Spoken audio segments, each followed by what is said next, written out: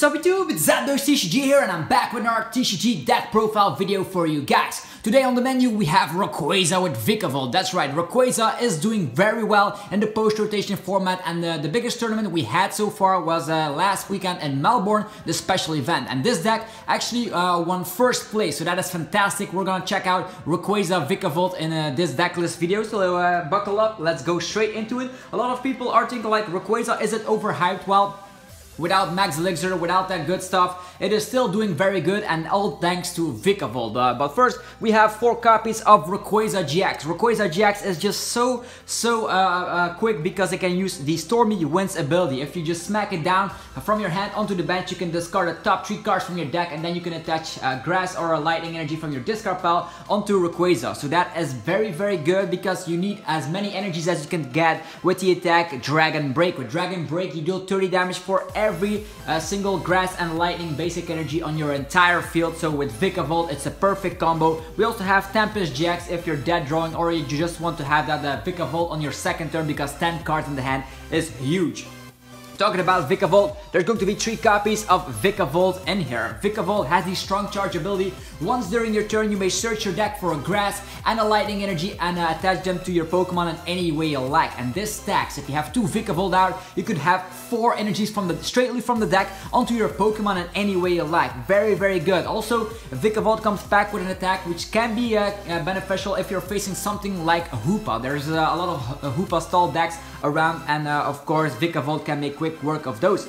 Then of course we need 3 copies of Grubbin because Grubbin evolves eventually into Vikavolt with the help of Rare Candy. We are not running Charge a Buck at all. You could run that, but the format is way too slow. This is a fast deck that relies on the second turn Vikavolt in order to hit for crazy damage with Rayquaza. Instead of running the Max Elixirs like in the past, they are now rotated out because we are in September now. The rotation has been taking place, and we cannot use all the cards from Breakthrough all the way through Evolution and stuff. It's Sun and Moon onwards, so it's going to be the Vikavolt that requires the energies, or actually that gets the energies out of the deck, not like Max Elixir. Now we have 1 copy of Marshadow. We've seen this before in the World Championships. Of course, it comes back with that Let Loose ability. If you smack it down, you can just have both players shuffle their hand into their deck and then draw 4 cards. So it's basically like a judge and an ability, and you need that if Zoroark decks become crazy and draw too much cards with their trait ability. Also, Marshadow can make sure that you can just use a draw supporter or maybe use a Volkner and get out your Vikavolt, and then afterwards you can still have that Let Loose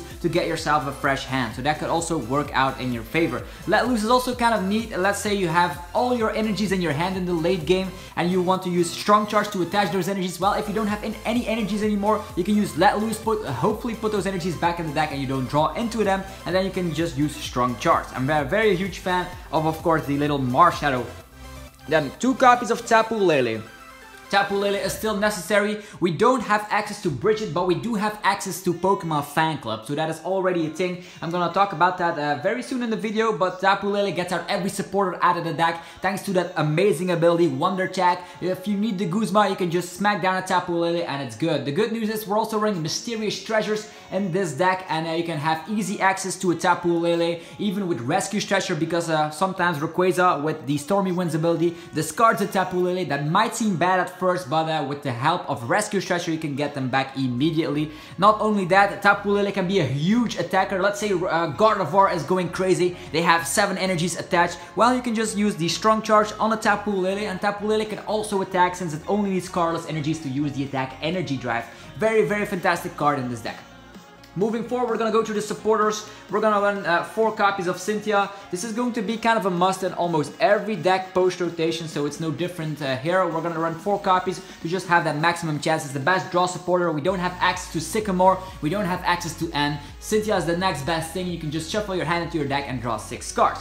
In addition to that, we're also going to run 2 copies of Lillie. Lillie is amazing in the early game. Let's say you have a Tapu Lele, Ultra Ball, Mysterious Treasure, it doesn't matter. You always have access to that little Lillie in the early phase of the game, because with that you can draw cards until you have 8 in the hand. And if you can just play out your hand completely and then rely on the Lillie, you'll definitely have things good going for you, because that many cards in the hand is going to ensure a second turn Vikavolt, and that is what the deck does best.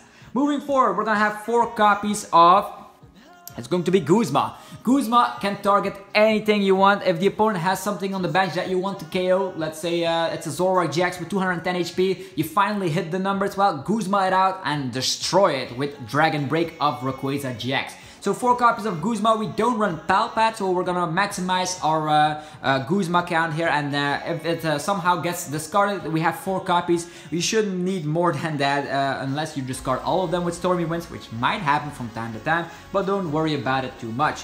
Then, of course, we're gonna run 1 copy of the mentioned Fan Club. We don't have access to Bridget, but Fan Club can get 2 Pokemon, basic Pokemon, into your hand. That could be 2 Rayquazas. Very good if you're already having a Vikavolt. That could be 2 Grubbin in the early phase of the game, and it's going to be fantastic if you can get 2 Grubbins out, because 2 Vikavolts on the field means an automatic GG for you, because with that many energies that you can get out of the deck, you'll definitely have a great time. 1 copy of Volkner. Volkner searches your deck for a lightning energy and also an item card. So it's basically like an old school Skyla and an energy search at the same time for a lightning energy. So it's very, very good. Let's say you want to have, of course, that necessary rare candy. Well, with the access of Tapu Lele and Volkner, you can get that rare candy. And not to mention, we also have Ultra Ball and Mysterious Treasure to get out the Tapu Lele. So it could be like Mysterious Treasure, Tapu Lele, Wonder Tag, Volkner, rare candy, Vikavolt. So that is how the deck will cycle. It's very, very consistent, so I do like the 1 copy of Volkner in here.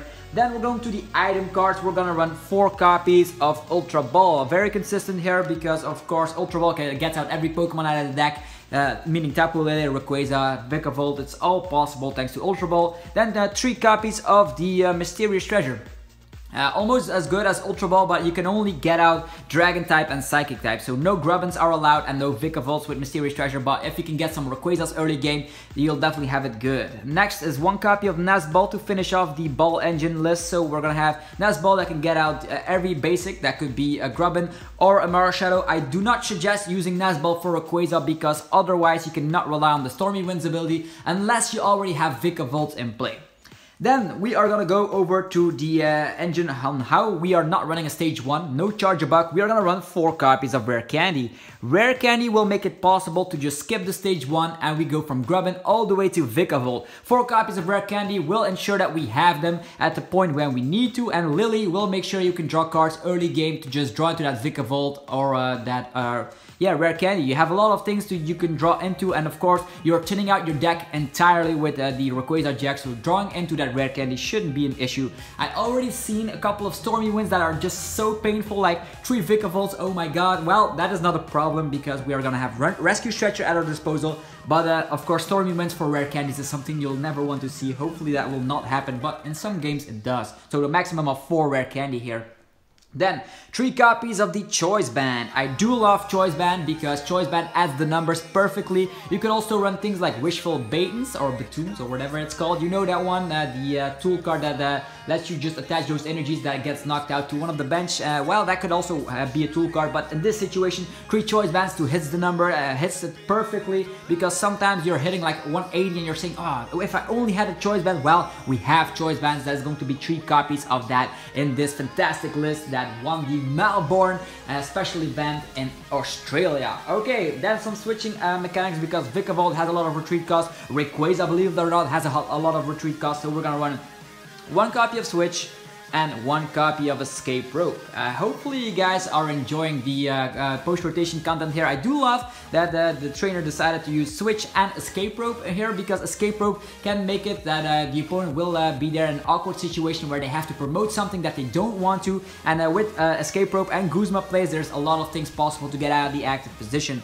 Then Recovery, as mentioned, Recovery is very, very huge in this deck, so we're gonna run 2 copies of Rescue Stretcher. Rescue Stretcher can get out Pokemon from the discard pile. As mentioned, the Rescue Stretcher Lele plays are fantastic. Rescue Stretcher Vikavolt is also going to be the case, or the Marshadow if it sees the discard. So 2 copies of Rescue Stretcher. Stormy Winds is just too aggressive, so a lot of recovery methods. Also 2 copies of the Energy Recycler. We've seen this before in the Tapu Bulu version of a deck like this, but with Energy Recycler, if one of your Rayquaza sees the discard, you can just put all those energies back in the deck. You can get them out immediately with Vikavolt, bench another Rayquaza, and you're good to go. So 2 copies of Energy Recycler.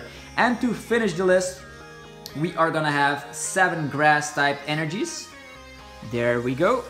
And of course, we're also gonna run 7 lightning energies. That seems to be the magical number for Rayquaza decks at the moment. Some people run 8 grass energies and 7 lightning energies, others run more, others run less, but I think 7 grass energies and 7 lightning energies will do the trick just fine. So that is the list for you today. The first place winning deck list of the special event, of course, in Melbourne. There's going to be way more bigger tournaments ahead. There's also the Frankfurt Regionals, I think. I'm not attending that one, but I am attending a lot of great events throughout the season. I'm gonna try and go hard, but as you can see, Rayquaza is definitely doing the job here.